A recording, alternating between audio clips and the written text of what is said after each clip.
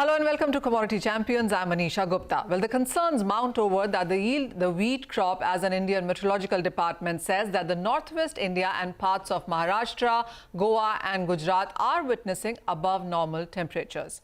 New Delhi has recorded the third hottest February since 1969, as the maximum temperature is 9 to 10 degrees Celsius, notches above normal. Has set up a committee to monitor the impact of rising temperatures on the wheat crop. Meanwhile, the IMD also has issued an advisory to the farmers of Punjab, Haryana and Rajasthan, warning of an impact on their rabi crops. It has advised mild irrigation and other practices to maintain the soil moisture. Well, there's a lot to talk about when it comes to weather and also the kind of price rise that we have seen in the international markets, whether it has been about the palm prices, which are trading at a 7-month highs, or various agriculture commodities which have seen price rises in the recent few days. Joining me now to take this discussion forward is Siraj Hussain. He's former Agri Secy and he joins us right live on the show. Mr. Hussain, hi, thank you so much for joining us. Well, first of all, your sense on the kind of weather vagaries that we are dealing with. The IMD and the Agriculture Secretary also suggesting giving advisories, note of caution, that we've seen happen in various other states as well.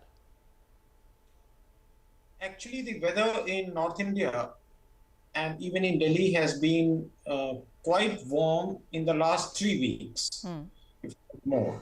And the second advance estimate of the government came while the temperature was at least 5-6 degrees centigrade higher than normal. So it seems that the government, scientists were telling the government that there is nothing to worry.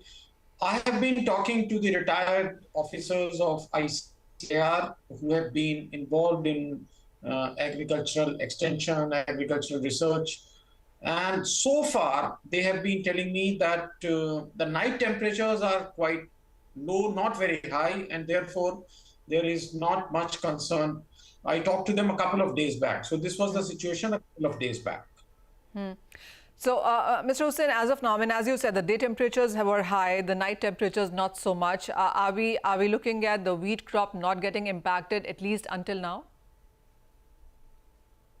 Actually, it is not for me to comment on that because I am not an expert. So there is an Institute of Wheat and Barley Research which should be coming out with advisory, and they have come out with an advisory that if high temperature persists, then farmers should use light irrigation. So that is a good advisory. Fortunately, there has not been any winter rains this year. Right. Oh, well, yes, that has been a concern as well, and IMD also talked about that. Is wheat the only one? Do you think the other horticulture crops or the other crops could also be looking at some concerns right now? Because it's not just about Punjab, Haryana. We've seen very high temperatures in Rajasthan, in Gujarat, where IMD put out an advisory suggesting that 40 degrees Celsius is what was recorded in Bhuj, and it is still looking at 37-38 degrees of temperatures in various parts of Gujarat. Ditto Maharashtra, where we are nearly 3 to 8 degrees Celsius in various, cropping belts here as well. Too early days, because it has been too many days of warm temperature. How would you look at all these numbers? Actually, one good thing which happened this year was early sowing in most of North India. That would, I think, ensure that the crop is not too damaged. In fact, about 2 weeks back, there was concern that the crop of pulses and even mustard may be affected because of too much of low temperature in December. But I think the situation has changed now, and if weather like this, hot weather like this persists, then I think other rabi crops will also lose some of their productivity. Mr. Hussain, we were talking to IMD as well, and while they refuse to give a forecast on El Nino right now, saying it's too early days and the first monsoon forecast would only come in by the month of April, but we have seen various other Indian and international private agencies already start talking about it. Would you be concerned at all, or do you think these are still early evolving days and we should perhaps wait a couple of months to start making a plan B on this? See, IMD is always very conservative because the government would not like to send wrong signals to the market.